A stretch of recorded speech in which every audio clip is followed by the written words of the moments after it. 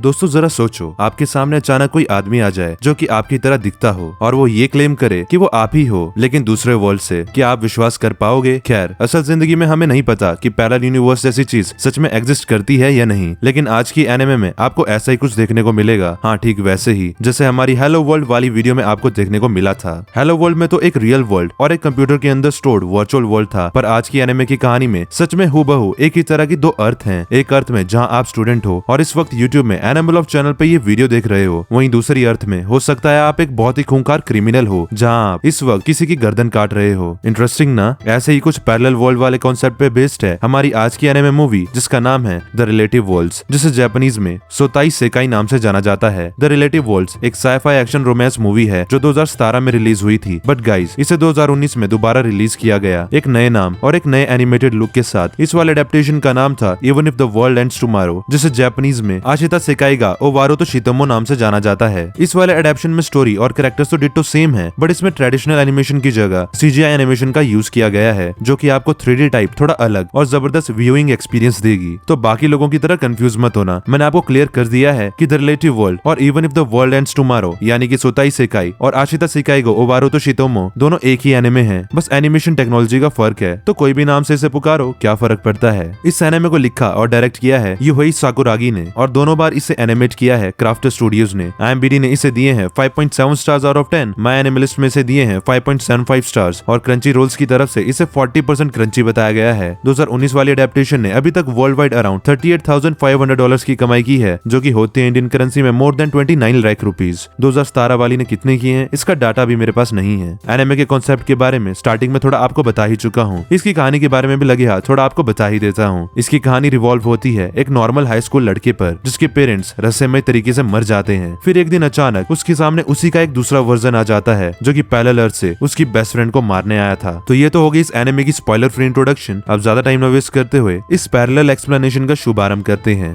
Hello नमस्कार, सत श्री अकाल, आदाब। This is me Anurag and you are watching Animal loft.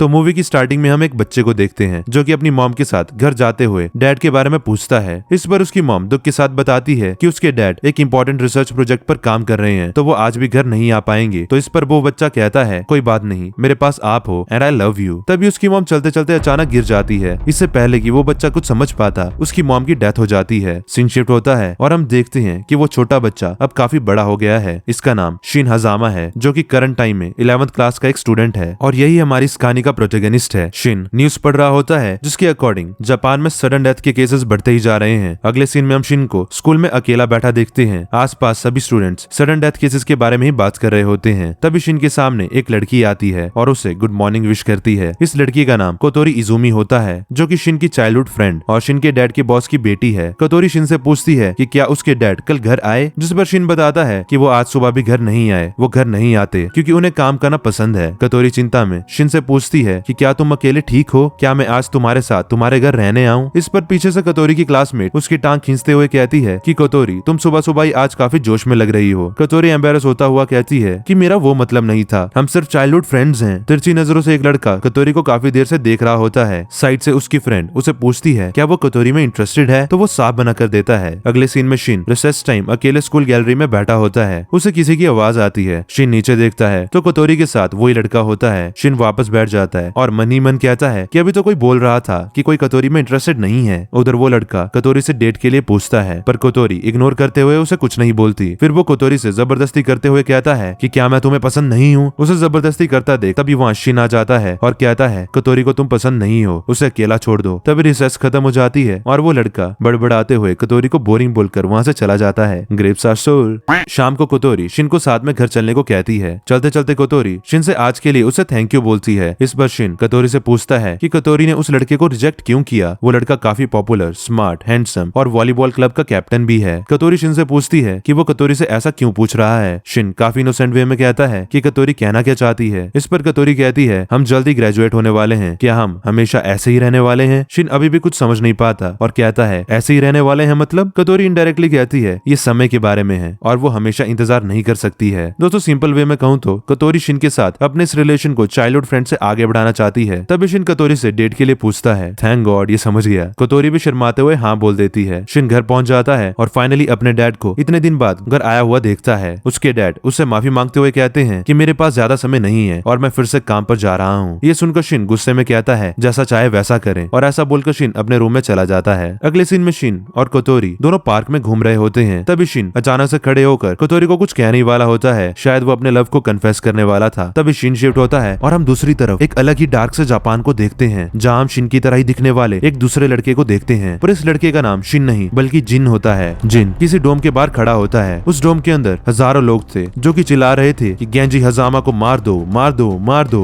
उधर ही एक ऊंचे प्लेटफॉर्म में हम शिन के डैड की तरह ही दिखने वाले एक शख्स को बंधा हुआ देखते हैं। तभी वहाँ खड़ा एक आदमी जिसका फेस स्क्विड गेम्स के एग्जीक्यूटर्स की तरह पूरा ढका हुआ था, अपनी एक्स से गेंजी हजामा का गला काट देता है। गाइस ये सब क्या था ये हमें कहानी में आगे पता चलेगा। सीन वापस शिन और कतोरी में शिफ्ट होता है, जहाँ शिन अपना लव कतोरी से कन्फेस करने ही जा रहा था कि तभी कतोरी को अपने डैड का कॉल आता है, जिनसे कतोरी को पता चलता है कि शिन के डैड की अभी अभी सडन डेथ हो गई। वहीं दूसरी तरफ हम उस दूसरे जापान में एक प्रिंसेस को देखते हैं जो कि हूबहू कतोरी जैसी दिख रही थी। नीचे हजारों की तादाद में बहुत सारे लोग उसे सुन रहे थे। वो लड़की कहती है कि मैं प्रिंसेस कोतोको हूँ, सभी लोग मेरी पूजा करें, मुझसे प्यार करते रहें और अपनी वफादारी कभी ना भूलें। साथ ही हम इस प्रिंसेस कोतोके के पीछे कुछ अजीब सी ड्रेस पहने क्रीपी से लोगों को भी देखते हैं। गाइस अब तक तो आपको थोड़ा समझ ही आ गया होगा कि यहाँ जैसे दो अलग दुनिया है, एक दुनिया ठीक वैसी ही है जिसमें हम और आप जी रहे हैं। इस नॉर्मल दुनिया में कतोरी और शिन अभी अपनी ऑर्डिनरी स्कूल लाइफ जी रहे हैं। वहीं दूसरी तरफ एक और अलग ही पैरेलल दुनिया है। वहाँ का सिस्टम हमारी इस दुनिया जैसा बिल्कुल भी नहीं है और वहाँ भी कतोरी और शिन है, पर उनके नाम और उनकी लाइफस्टाइल्स बिल्कुल अलग हैं। और एक बात नोट की आपने, दूसरी दुनिया के जिन के डैड के मरते ही इस दुनिया के शिन के डैड की भी अचानक डेथ हो गई। स्ट्रेंज। सीन शिफ्ट होता है और हम वापस नॉर्मल दुनिया में शिन को अपने डैड की फ्यूनरल में देखते हैं। तभी वहाँ कतोरी के डैड आते हैं और दुख के साथ शिन से कहते हैं मुझे माफ कर दो कि तुम्हारे डैड जल्दी घर नहीं आ पाते थे। इस पर शिन कहता है कि मेरे डैड अपनी मर्जी से घर नहीं आते थे और वो आपके लिए भी एक बोझ ही थे। ये सुनकर कतोरी के डैड कहते हैं कि ऐसा नहीं है, वो लोगों की जान बचाने के लिए रिसर्च कर रहे थे। जिस पर शिन फ्रस्ट्रेट होकर कहता है बचाना, ना वो मॉम को बचा पाए ना ही खुद को। ये सुनकर कतोरी के डैड कहते हैं कि हम इस पर दोबारा बात करेंगे, अपनी डेली लाइफ की चिंता मत करना। ऐसा कहकर कतोरी और उसके डैड वहाँ से चले जाते हैं। सीन शिफ्ट होता है और पैरेलल जापान में प्रिंसेस कोतोको किसी को कहती है कि मीको और रिको को दूसरे जापान में भेजने की तैयारी करो। दोस्तों ये मीको और रिको इंटेलिजेंट रिमोट ह्यूमनॉइड वेपन है जिन्हें मैटिक कहते हैं। वहीं उसी वर्ल्ड में एक जगह हम शिन के पैरेलल वर्जन जिसका नाम जिन है उसे दोबारा से देखते हैं, जो कि एक टनल में अपने रोबो के साथ था जिनके रोबो का नाम अल्मा होता है। तभी जिन खड़ा होकर अपनी वॉच को एक्टिवेट करता है और कहता है कि मैं इस जापान को बदल दूंगा, और अचानक वो वहाँ से अल्मा के साथ कहीं और टेलीपोर्ट हो जाता है। दोस्तों यहाँ पे अब हमें फाइनली बताया जाता है कि ये सब क्या हो रहा है। सेकंड वर्ल्ड वॉर के time Japanese army secretly matter transfer पर रिसर्च कर रही थी। मैटर ट्रांसफर वाला एक्सपेरिमेंट पूरी तरह से फेल हो गया, पर इसकी वजह से डायमेंशंस डिस्टॉर्ट हो गई और ये दुनिया दो में स्प्लिट हो गई। दोनों वर्ल्ड में हर किसी का डबल वर्ल्ड को बैलेंस कर रहा है, बट दोनों की लाइफ अभी भी आपस में लिंक्ड है। इसी की वजह से जब एक वर्ल्ड में कोई मरता है तो दूसरे वर्ल्ड का भी वही शख्स दोनों वर्ल्ड को बैलेंस करने के लिए ऑटोमेटिकली मर जाता है। इसे ही रियल वर्ल्ड में सडन डेथ कह रहे हैं। दोनों जापान एक दूसरे से अनजान अपनी अपनी अलग हिस्ट्री लिखते हैं। एक तरफ शिन और कतोरी की दुनिया जिसे हम रियल जापान कहेंगे, जो कि पहले ही वार और किसी दूसरे जापान की एग्जिस्टेंस के बारे में भूल चुकी है। वहीं उसके उलट दूसरी तरफ प्रिंसेस कोतोको और जिन की दुनिया जिसे हम रिलेटिव जापान कहेंगे। इसमें आज भी सिविल वॉर चल रही है, तो ये लगभग अपने एंड पर है, पर ये दुनिया रियल जापान के बारे में जानती है और उसे कंट्रोल करना चाहती है। दोस्तों कहानी आगे बढ़ाने से पहले मैं आपको कुछ बताना चाहता हूँ। रिसेंटली मैंने कम्युनिटी पोस्ट में आपको एक साइट के बारे में बताया था जहाँ से आप ढेर सारी डिफरेंट कॉमिक्स फ्री में पढ़ सकते हो। इस साइट का नाम था बिलीबिली कॉमिक्स। शायद आप लोगों को मेरी रिकमेंडेशन कुछ ज्यादा ही पसंद आ गई और मेरी कम्युनिटी पोस्ट इतनी हाईलाइट हो गई कि खुद बिलीबिली वालों ने ही मुझसे कांटेक्ट कर डाला, and thanks to that we got a sponsor for this video. दोस्तों जिन लोगों को नहीं पता उन्हें बता दूं कि बिलीबिली कॉमिक्स का ऐसा भंडार है जहां आपको हर तरह की जॉनरा की online comics, romance, mystery, adventure से लेके हॉरर तक फ्री में पढ़ने को मिल जाएगी। और इनकी कहानी तो अच्छी होती ही है, साथ ही इनके ग्राफिक्स भी बड़े ही कूल होते हैं। सो आई एश्योर यू आपको इनकी कॉमिक्स पढ़कर बड़ा ही मजा आने वाला है। नीचे डिस्क्रिप्शन बॉक्स में मैंने इनकी साइट की लिंक दे के रखी है। मेरी वीडियो खत्म होते ही क्लिक करके उनकी साइट पे जाओ और मजे उड़ाओ। फिलहाल कहानी को आगे बढ़ाते हैं। रियल जापान में शिन कतोरी के साथ घर जा रहा होता है, जहाँ शिन बताता है कि उसने डिसाइड किया है कि वो अपनी पढ़ाई छोड़कर जॉब करेगा क्योंकि उसके पास बिल्कुल भी पैसे नहीं है और उसे जल्दी जॉब ढूंढकर इंडिपेंडेंट होना पड़ेगा। ये सुनकर कतोरी कहती है कि तुम्हारे डैड तुम्हें यूनिवर्सिटी में देखना चाहते थे। इस पर शिन कहता है इससे अब कोई फर्क नहीं पड़ता। कतोरी कहती है कि मुझे तुम्हारे डैड की रिसर्च के बारे में ज्यादा तो नहीं पता, पर उनकी रिसर्च बहुत अच्छी थी। शिन कहता है कि वो उसे बिना पब्लिश करे ही चले गए। कतोरी शिन से कहती है कि तुम्हारी स्टडीज के बारे में मैं अपने डैड से बात करूंगी। शिन मना करता हुआ वहाँ से चला जाता है। शिन चलते चलते न्यूज पढ़ रहा होता है। न्यूज के अकॉर्डिंग पास ही 8 लोगों का स्ट्रीट स्ट्रीट पे किसी ने बड़ी ही बेरहमी से मर्डर कर दिया। तभी शिन के सामने जिन आ जाता है, यानी कि जिन टेलीपोर्ट होकर पैरेलल जापान से रियल जापान आया था। जिन शिन से कहता है ढूंढ लिया। तभी मीको जो कि प्रिंसेस कोतोको की मैटिक है, शिन पर अटैक कर देती है। जिन शिन को लेके डॉज करता है और शिन को भागने को कहता है। मीको दोबारा अटैक करने ही वाली होती है कि तभी जिन का अल्मा उस पर अटैक कर देता है, पर मीको डिफेंस करते हुए वहाँ से भाग जाती है। धमाके की आवाज से कोतोरी भागते हुए वहाँ आती है और घबराते हुए शिन को कॉल करती है, पर शिन का फोन वहीं पर गिरा होता है। पीछे से मीको आती है और कहती है मीको कोतोरी को प्रोटेक्ट करेगी। दूसरी तरफ जिन शिन को एक खाली बिल्डिंग में ले आता है और कहता है ये काफी सरप्राइजिंग है ना कि मैं तुम्हारी जैसा दिखता हूँ। शिन रानी के साथ जिन से पूछता है कि तुम कौन हो, जिस पर जिन बताता है कि वो शिन ही है, पर एक अलग दुनिया, एक रिलेटिव वर्ल्ड से। दूसरी तरफ मीको कोतोरी को कहीं ले जा रही होती है और बताती है कि वो रिलेटिव जापान से आई है जिसे प्रिंसेस कोतोको रूल करती है। मीको को यहाँ भेजना प्रिंसेस कोतोको का ही प्लान था। तभी मीको बताती है कि दुश्मन आसपास ही है। कोतोरी चिंता के साथ पूछती है कि क्या शिन ठीक है। शिन के लिए कोतोरी की केयरिंग साइड सुनकर मीको पूछती है कि शिन कोतोरी के लिए कैसा इंसान है। कोतोरी शर्माते हुए कहती है कि हम सिर्फ चाइल्डहुड फ्रेंड्स हैं। जब शिन की मॉम की डेथ हुई थी तब से शिन काफी डिप्रेस्ड और अकेला रहने लगा था। साथ ही कोतोरी बताती है कि शिन थोड़ा अजीब है, उसके ज्यादा दोस्त भी नहीं है और मेरे बिना वो होपलेस हो जाता है, पर वो काफी स्मार्ट और हैंडसम भी है। कोतोरी एक तरह से शिन की तारीफों का पूरा पुल ही बना देती है। तभी मीको बोर होते हुए कहती है ठीक है मैं समझ गई। वहीं दूसरी तरफ जिन शिन को बताता है कि हमारी लाइफ आपस में जुड़ी हुई है, हम में से एक के मरने पर दूसरा भी अपने आप मर जाएगा, यानी कि शिन के पेरेंट्स और रियल जापान के लोगों की सडन डेथ का रीजन रिलेटिव जापान में उन सभी लोगों को फोर्सफुली मारना है। साथ ही जिन बताता है कि जो ह्यूमनॉइड वेपन्स और ट्रांसपोर्टेशन डिवाइस मेरे पेरेंट्स ने इन्वेंट किए थे, उस पर अपना हक जमाने के लिए प्रिंसेस कोतोको ने पहले मेरी मॉम फिर मेरे डैड को मार दिया। मेरे वर्ल्ड में प्रिंसेस कोतोको को मारना बड़ा ही मुश्किल है और इसीलिए मैं इस रिलेटिव वर्ल्ड में आया हूँ ताकि मैं यहाँ पे प्रिंसेस कोतोको की रिलेटिव को मार सकूं, जिससे मेरे वर्ल्ड की प्रिंसेस कोतोको अपने आप ही मर जाएगी। शिन इन सब में इंटरेस्टेड नहीं होता तो शिन जिन की मदद करने से मना कर देता है और वहाँ से जाने लगता है। तभी जिन अपने अल्मा से शिन को बाहर जाने से रोक देता है। वहीं बाहर मीको कोतोरी के साथ उसी खाली बिल्डिंग के बाहर पहुंच जाती है। वहाँ पे कोतोरी को अभी भी लग रहा होता है कि शिन को किसी ने किडनैप किया है, इसलिए कोतोरी पुलिस को बुलाने का सोचती है। इतने में मीको बिल्डिंग का गेट सुपर कूल स्टाइल में खोल देती है। इससे पहले कोतोरी किसी को बुलाती मीको अंदर चली जाती है। ना चाहते हुए भी कोतोरी को मीको के पीछे जाना पड़ता है। कोतोरी मीको के पीछे पीछे चल रही होती है। तभी मीको कोतोरी को रुकने का इशारा करती है क्योंकि वो उस रूम के बाहर पहुंच गए थे जहाँ जिन और शिन है। एट दैट मोमेंट अल्मा अचानक से मीको पर अटैक कर देता है, जिसकी वजह से मीको बेहोश हो जाती है और ये चीज रिलेटिव वर्ल्ड की प्रिंसेस कोतोको को भी फील हो जाती है। अल्मा को देखकर कोतोरी काफी डर जाती है और वहीं गिर जाती है। तभी जिन अल्मा की मदद से देख लेता है कि प्रिंसेस कोतोको की रिलेटिव तो खुद चलकर उसी के पास आ गई। जिन कहता है मार दो, प्रिंसेस कोतोको को मार दो। अल्मा एक हाथ से मीको को घसीटता हुआ और अपने दूसरे हाथ में तलवार लेता हुआ कोतोरी को मारने के लिए उसकी तरफ बढ़ता है। शिन को बाहर से कोतोरी की चीखने की आवाज आती है और एट दैट पॉइंट वो भी समझ जाता है कि कोतोरी ही रिलेटिव वर्ल्ड की प्रिंसेस कोतोको है, जिसे अभी जिन अल्मा के थ्रू मारने वाला है। शिन कोतोरी को बचाने के लिए बाहर की तरफ भागता है, पर जिन उसे पकड़ के रोक लेता है। उधर अल्मा अब तक कोतोरी पर अपनी स्वॉर्ड से अटैक कर देता है। तभी कोतोरी खुद को मीको के साथ एक अलग ही वर्ल्ड में पाती है। शायद ये माइंड के अंदर का वर्ल्ड है जिसे हम फिक्सर रिलम कहेंगे। मीको कोतोरी के फोरहेड के साथ अपना फोरहेड टच करती है और उसके ऐसा करते ही मीको को बाहरी दुनिया में होश आ जाता है और इससे पहले कि अल्मा का अटैक कोतोरी को लग पाता, मीको एन वक्त पर कोतोरी को डॉज करवा देती है और अपनी स्वॉर्ड्स निकाल के अल्मा का मार मार के बुरा हाल कर देती है। कोतोरी भी जोश में भर जाती है और कहती है वो शिन को प्रोटेक्ट करेगी। मीको शिन और जिन को जान से मारने तेजी से उनकी तरफ जा ही रही होती है कि तभी कोतोरी के नो कहने पर मीको ना जाने क्यों रुक जाती है और जिन को सिर्फ एक किक मार के शिन के ऊपर से दूर गिरा देती है और इसके बाद फिर मीको शिन और कोतोरी के साथ वहाँ से भाग जाती है। जिन भी कंफ्यूज हो जाता है कि मीको ने उसे क्यों नहीं मारा। चलते चलते कोतोरी शिन से कहती है कि ये सब काफी अजीब है, कोई अचानक से मुझे प्रिंसेस कहे और मुझे मारने की कोशिश करे, लेकिन चिंता की कोई बात नहीं है, मीको हमें प्रोटेक्ट कर रही है। साथ ही कोतोरी शिन को कहती है बाहर बहुत खतरा है तो वो कोतोरी के साथ कोतोरी के घर चले। इस पर शिन कोतोरी को मना कर देता है। शिन जाने लगता है। तभी कोतोरी पीछे से शिन को हक करती है। शिन कहता है मैं कुछ नहीं कर पाया। इस पर कोतोरी कहती है कोई बात नहीं, मुझे तो तुम्हारी मदद करने दो इडियट। दूसरी तरफ रिलेटिव जापान में प्रिंसेस कोतोको मीको के साथ अपना फिक्स फील नहीं कर पा रही थी तो प्रिंसेस कोतोको दूसरी मैटिक रिको को एक्टिवेट करती है। सीन शिफ्ट होता है और हम देखते हैं कि कोतोरी मीको के साथ शिन के घर रहने आ गई होती है। कोतोरी मीको के साथ बाथटब में नहाने जाती है। कोतोरी मीको से कहती है मीको काफी देर से पानी में है, वो खराब हो जाएगी, जिस पर मीको कोतोरी को बताती है कि वो कोई रोबोट नहीं बल्कि एक मैटिक यानी एडवांस रिमोट ह्यूमनॉइड वेपन है और वो पूरी तरह वाटर प्रूफ है। और इसके बाद हमें इन दोनों की बातों से पता चलता है कि जब अल्मा ने मीको पर अटैक करा था तब जो डिवाइस मीको को उसके वर्ल्ड से कनेक्ट कर रही थी वो डैमेज हो गई, जिसकी वजह से मीको का फिक्स प्रिंसेस कोतोको के साथ टूट गया। इसलिए तब मीको ने कोतोरी के साथ फिक्स कर लिया, जिससे अब कोतोरी मीको की फिक्सर बन गई है। और क्योंकि इस वजह से कोतोरी की फीलिंग्स भी मीको के साथ कनेक्ट हो गई, इसलिए मीको ने जिनको नहीं मारा और शिन को प्रोटेक्ट करने लग गई। अगले सीन में शिन, मीको और कोतोरी एक साथ लिविंग रूम में होते हैं। मीको दोनों को प्रिंसेस कोतोको का पूरा प्लान बताती है। मीको बताती है कि प्रिंसेस कोतोको कोतोको रिलेटिव जापान की लीडर है और जिन अपने पेरेंट्स के मर्डर का बदला लेने के लिए प्रिंसेस कोतोको को मारना चाहता है, लेकिन रिलेटिव जापान की स्ट्रिक्ट रूल्स की वजह से वहाँ प्रिंसेस कोतोको को मारना इम्पॉसिबल है। बदले के लिए जिन यहाँ रियल जापान में प्रिंसेस कोतोको की रिलेटिव को मारने आ गया, पर प्रिंसेस कोतोको को ये पता लग गया था तो उसने मीको को यहाँ कोतोरी को प्रोटेक्ट करने के लिए भेजा है। इस पर शिन मीको से पूछता है रिसेंटली एक स्ट्रीट में किसी सीरियल किलर ने 8 लोगों को जान से मार दिया। शिन उनकी न्यूज में फोटो दिखाता हुआ मीको से पूछता है कि क्या ये 8 लोग रिलेटिव जापान के इंपॉर्टेंट लोगों में से हैं, जिस पर मीको बताती है कि ये 8 लोग रिलेटिव जापान के नोबल्स में से थे। नोबल उन लोगों को कहते हैं जो गवर्नमेंट चलाने में प्रिंसेस कोतोको की मदद करते हैं। और दोस्तों ये वही लोग हैं जो हमने प्रिंसेस कोतोको के पीछे एक क्रीपी सी ड्रेस में देखे थे। शिन कहता है कि न्यूज के अकॉर्डिंग उन विक्टिम्स की बॉडी को किसी शार्प ब्लेड से टुकड़ों में काटा है, तो ये किलर पक्का रिलेटिव वर्ल्ड से ही आया होगा। इसके बाद शिन कोतोरी को सुला देता है। तभी शिन के घर की डोरबेल बजती है। कहानी को आगे बढ़ाने से पहले मैं आपको कुछ कहना चाहता हूँ कि अगर आपने अभी तक हमारे चैनल को सब्सक्राइब नहीं किया है तो अभी वीडियो को पॉज करके सब्सक्राइब बटन दबाकर लाल से ग्रे कर दो और साथ ही बेल आइकन को दबाना मत भूलना, क्योंकि हम ऐसी ही अलग अलग तरह की एनिमे एक्सप्लेनेशन वीडियोस हिंदी में लेके आते रहते हैं।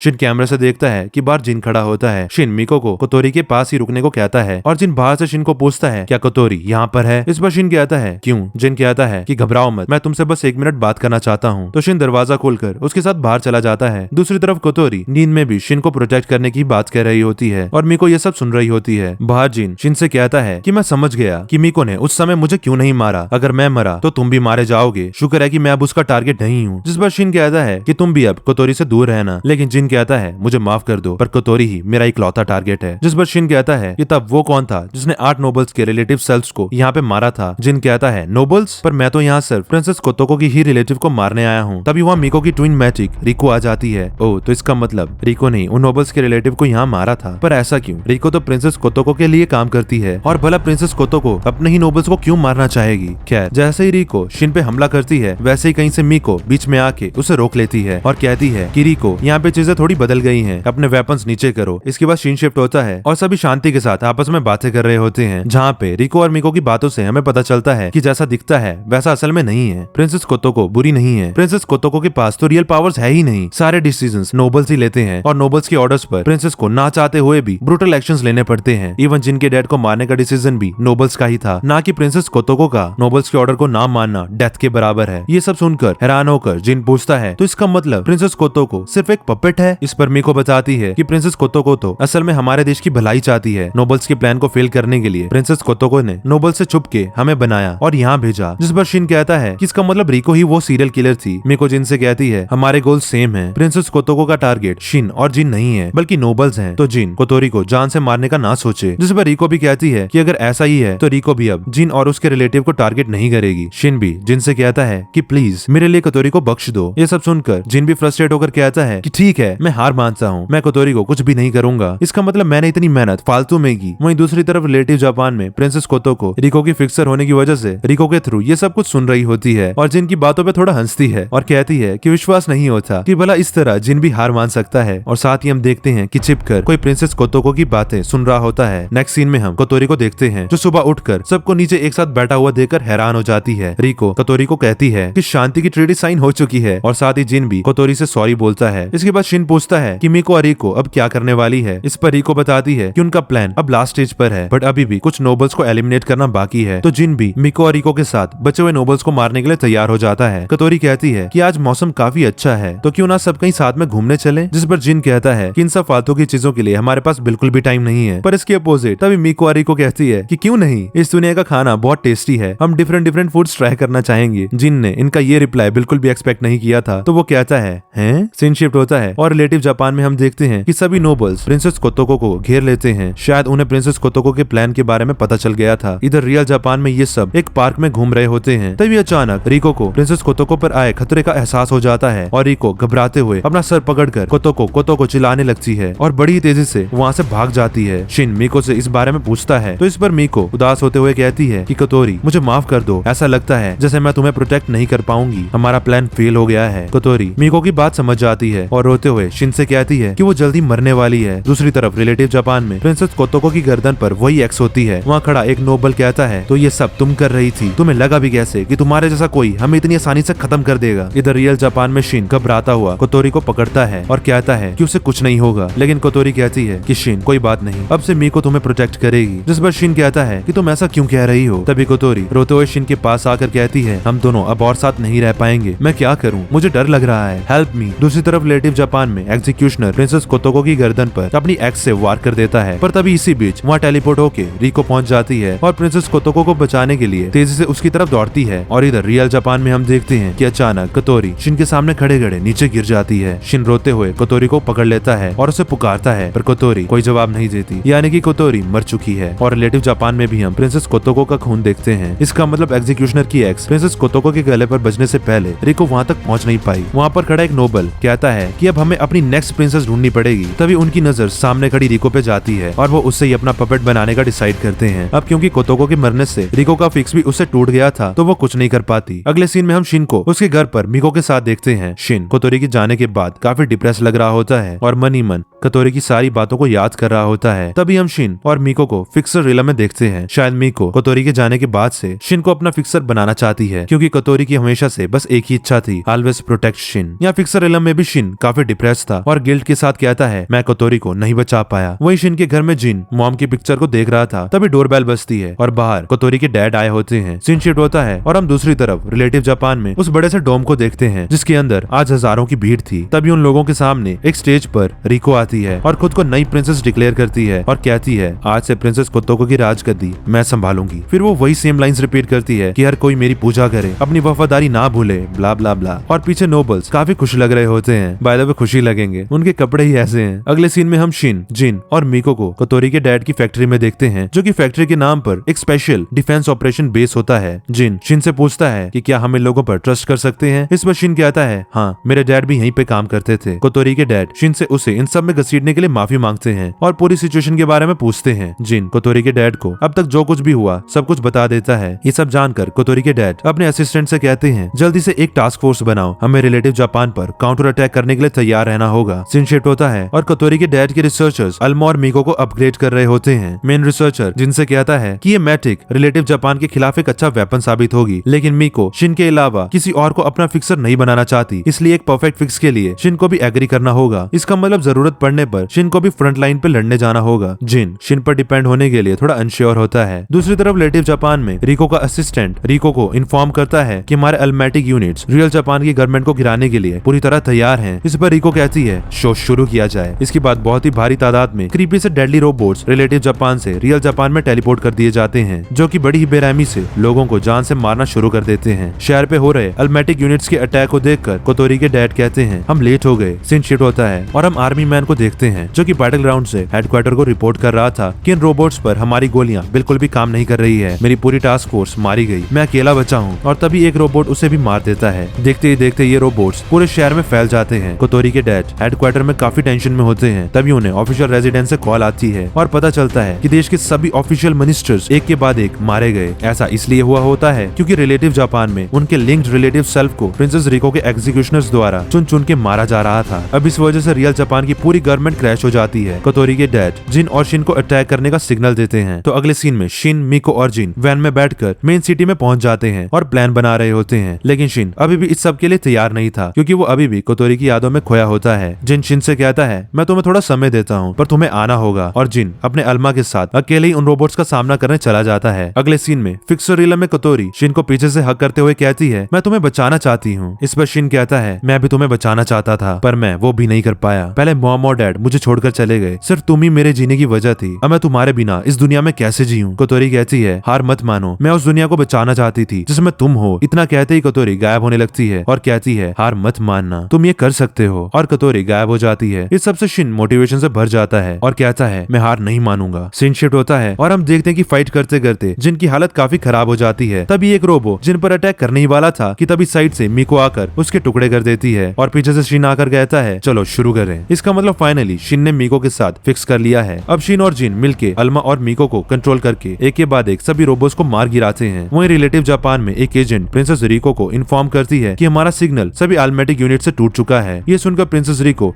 अपनी दुनिया के पॉपुलेटेड एरियाज में बॉम्ब गिराने का ऑर्डर देती है। बॉम्ब के फटने से अपने ही लोगों को मरता देख प्रिंसेस रिको बहुत ज्यादा खुश होती है, क्योंकि दूसरी तरफ इससे रियल जापान में ढेर सारे लोगों की अचानक एक साथ सडन डेथ होने लगती है। ये देख के कोतोरी के डैड घबरा जाते हैं और समझ जाते हैं कि वो जानबूझकर अपने ही लोगों को मार रहे हैं। कोतोरी के डैड कहते हैं कि हमें आज रात ही काउंटर अटैक करना होगा। साथ ही वो अपने मेन रिसर्चर को प्लान और स्पेशल वेपन्स तैयार करने को कहते हैं। सीन शिफ्ट होता है और मेन रिसर्चर शिन और जिन को एक गन देता है और बताता है हम किसी फिक्सर और मैटी के बीच के फिक्स को तोड़ सकते हैं, पर इसमें सिर्फ एक ही बुलेट है, तो तुम दोनों के पास सिर्फ एक ही मौका होगा। तभी कोतोरी के डैड शिन को अपने साथ कहीं ले जाते हैं। उस जगह पे कोतोरी को एक बड़े से टैंक में रखा हुआ था। शिन पूछता है क्या कोतोरी अभी भी जिंदा है? इस पर कोतोरी के डैड कहते हैं नहीं, ये सिर्फ कोतोरी की प्रिजर्व बॉडी है। शिन हैरानी के साथ ऐसा करने की वजह पूछता है, जिस पर कोतोरी के डैड कहते हैं मुझे पता है ये इनह्यूमन है, पर मैं कोतोरी को खोना नहीं चाहता था। तुम्हारी मॉम के जाने के बाद से तुम्हारे डैड डिप्रेस्ड रहने लगे, पर दूसरी तरफ उन्हें तुम्हें भी ऐसे ही खोने का डर भी था। तुम्हें सडन डेथ से बचाने के लिए तुम्हारे डैड ने अपना सारा वक्त अपनी एक रिसर्च में लगा दिया। ये सब सुनकर शिन काफी गिल्ट फील करता है, क्योंकि अब उसे रियलाइज हो जाता है कि उसके डैड उससे कितना प्यार करते थे। वो शिन के खातिर ही सारा दिन घर नहीं आते थे। तभी कोतोरी के डैड आगे शिन को बताते हैं कि आखिर में तुम्हारे डैड की रिसर्च पूरी हो गई और उन्होंने इस सडन डेथ से बचने का रास्ता खोज लिया था। सीन शिफ्ट होता है और शिन और जिन एक जगह अकेले बैठे होते हैं और अपने अपने डैड को याद करते हैं। इसके बाद जिन अल्मा मीको और शिन को लेकर रिलेटिव जापान पर टेलीपोर्ट हो जाता है। वहाँ पहुँचते ही वो सब चुपके से उस डोम के अंदर एंटर करते हैं। अंदर पूरी की पूरी वो क्रीपी से रोबोट्स वाली अल्मेटिक आर्मी पहरा दे रही होती है। जिन उनको डिस्ट्रैक्ट करने के लिए अपने अल्मा से सभी पर अटैक कर देता है। सारी अल्मेटिक आर्मी उन्हें फॉलो करने लगती है, तो सही मौका देखकर शिन मीको के साथ चिपके से प्रिंसेस के कासल के अंदर घुस जाता है। यहाँ मीको शिन को प्रिंसेस के रूम तक का रास्ता गाइड करती है। वहाँ पहुँचने पर उन्हें पता चलता है कि यहाँ की करंट प्रिंसेस और कोई नहीं बल्कि रिको है, और वो अभी इस पूरे के पूरे डोम को रियल जापान में ट्रांसफर करने जा रही है, जिसका चार्ज 95% तक कंप्लीट हो चुका है। मीको प्रिंसेस रिको से कहती है कि दुख की बात है, ये सब तुम कर रही हो रिको। शिन प्रिंसेस रिको से कहता है तुम्हारी फिक्सर कोतो को मारी गई। इस पर रिको कहती है कि अच्छा हुआ वो मर गई, नहीं तो वो अभी तक इस दुनिया को पॉल्यूट कर रही होती, वो इस थ्रोन के लायक नहीं थी। मीको ये सुनकर काफी दुखी होती है और रिको पर अटैक कर देती है। तभी रिको अपने मॉन्स्टर्स टेंटेकल्स निकाल के दोनों पे अटैक कर देती है। मीको और शिन डॉज करते हैं। साथ ही मीको लगातार डॉज करते हुए रिको पर अटैक करती है, पर रिको अचानक अपने सामने एक शील्ड क्रिएट करके खुद को डिफेंड कर देती है और फिर कुछ शार्प ग्लासेस जैसे ढेर सारे पीसेस क्रिएट करके मीको की तरफ फेंक देती है। मीको और शिन एक पिलर का सहारा लेके खुद को डिफेंड करते हैं। मीको शिन को बताती है कि सभी नोबल्स एक साथ रिको से फिक्स कर रहे हैं, इसलिए वो पहले से कई गुना ज्यादा स्ट्रॉन्ग हो गई है। उन सभी नोबल्स ने मिलकर रिको की पर्सनैलिटी भी डिस्ट्रॉय कर दी है, जिसकी वजह से रिको अब वो नहीं रही जिस रिको को हम जानते थे। अब तक चार्जिंग 99% हो चुकी थी। मीको बताती है कि रिको के पीछे जो स्फीयर है वो एक ट्रांसफर डिवाइस है, जिससे रिको अपनी खुद की एनर्जी से चार्ज कर रही है। चार्ज 100% होते ही इस डोम के अंदर का सब कुछ रियल जापान में ट्रांसफर हो जाएगा। तभी पूरा डोम चमकने लगता है और अगले पल वो रियल जापान के बीचों बीच ट्रांसफर हो जाता है, जिसे कोतोरी के डैड भी अपने सामने देखते हैं। उधर डोम में जिन अपने अल्मा से रिको पर अटैक कर देता है, पर रिको की शील्ड उसका हर बार रोक देती है। तभी मीको भी दूसरी तरफ से रिको पर अटैक करती है। एट दैट मोमेंट शील्ड दो हिस्सों में बढ़ जाती है, तो जिन शिन से कहता है यही सही मौका है, और शिन अपनी उस स्पेशल गन से शील्ड के बीचों बीच जहाँ पे गैप था वहाँ शूट कर देता है। बट इससे पहले ही उसकी बुलेट रिको के सर पे लग पाती, रिको एन वक्त पे शील्ड वापस क्रिएट करके बुलेट को आसानी से रोक देती है और उन पर शार्प ग्लासेस फेंक देती है। इससे पहले कि वो शार्प ग्लासेस शिन और जिन को लग पाते, बीच में अल्मा आके अपनी शील्ड से उन्हें डिफेंड कर लेता है। शिन और जिन निराश हो जाते हैं। अब उनके पास सिर्फ एक आखिरी ही मौका था, क्योंकि अब सिर्फ जिन के पास ही एक आखिरी बुलेट बची थी। लेकिन ये बात जिन को पता है, शिन को पता है, पर प्रिंसेस रिको को थोड़ी ना पता है। तो शिन के दिमाग में एक प्लान आता है और जिन भी उसके प्लान पर आखिरी बैट लगाने को तैयार हो जाता है, क्योंकि अगर इनका प्लान फेल हुआ और बुलेट वेस्ट हुई तो फिर ये रिको को नहीं रोक पाएंगे। इसके बाद दोनों अलग अलग होके अपने मीको और अल्मा से एक साथ रिको पर अटैक करते हैं। रिको भी अपने टेंटेकल से अटैक करके उन्हें दूर रखने की कोशिश करती है, पर अल्मा और रिको उन टेंटेकल्स को डॉज करता हुआ प्रिंसेस रिको के करीब पहुंच जाते हैं और तभी मीको प्रिंसेस रिको की शील्ड तोड़ देती है। शील्ड के टूटते ही पीछे से जिन प्रिंसेस रिको के सर पे गन से शूट करने ही वाला होता है कि तभी प्रिंसेस रिको जिन पर ग्लास पीस से अटैक करके उसकी गन दूर फेंक देती है। लेकिन इसी बीच दूसरी तरफ से शिन रिको पर अपनी गन से शूट कर देता है, यानी कि जिस गन में बुलेट थी वो जिन के पास नहीं बल्कि शिन के पास थी, तो बुलेट सीधा अनगार्डेड प्रिंसेस की तरफ जाने लगती है।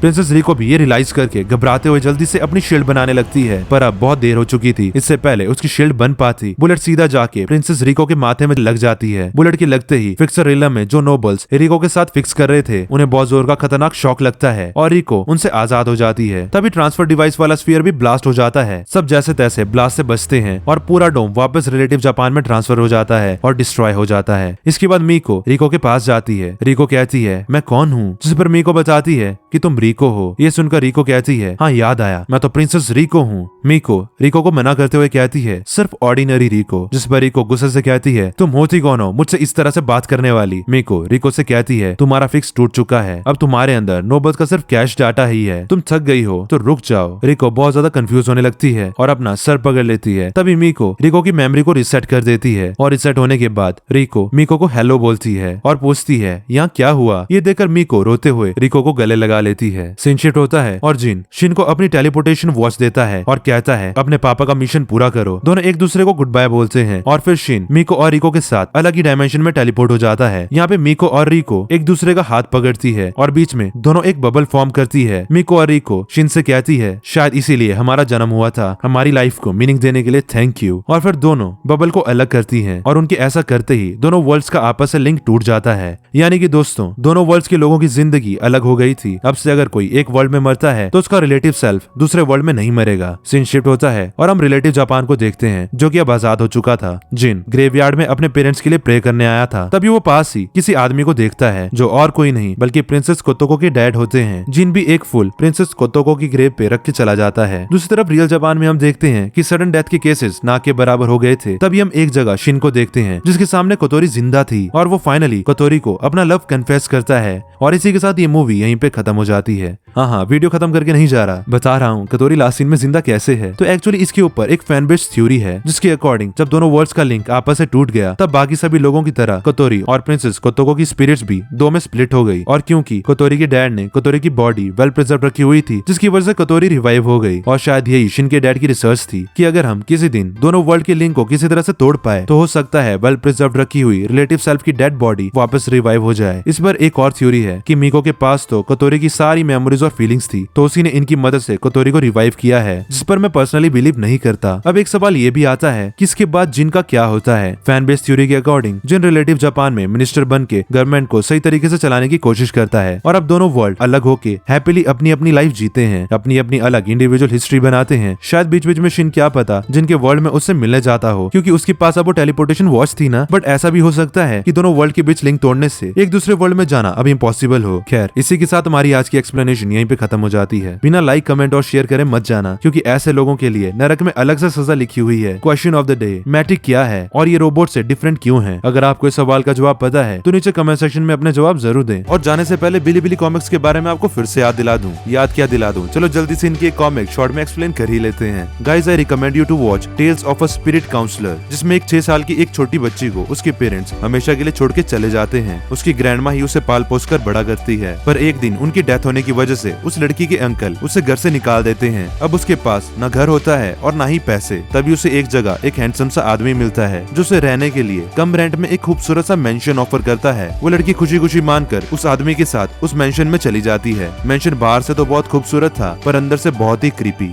और यहाँ उस लड़की को पता चलता है कि वो आदमी तो एक भूत है और ये पूरा का पूरा घर ही भूतों से भरा हुआ घर है। अब आगे क्या हुआ इसके लिए आपको खुद जाके ये कॉमिक देखनी पड़ेगी। डिस्क्रिप्शन बॉक्स में मैंने साइट का लिंक दे के रखा है। मिलते हैं नेक्स्ट वीडियो में। हर हर महादेव। जिन और प्रिंसेस कोतोको की अरे क्यों नहीं जा रहा बोल यार। कोतोको की जिन और प्रिंसेस कोतोको की अरे यार ये कोतोको के साथ की क्यों है। जिन और प्रिंसेस कोतोकी की do you love me. Literally 6 बज रहे हैं, मैं सोया नहीं हूँ और मेरे को नींद आ रही है। अब मैं सो जाता हूँ। नींद आ ही नहीं रही जबकि उठ गई कोतोको करते करते।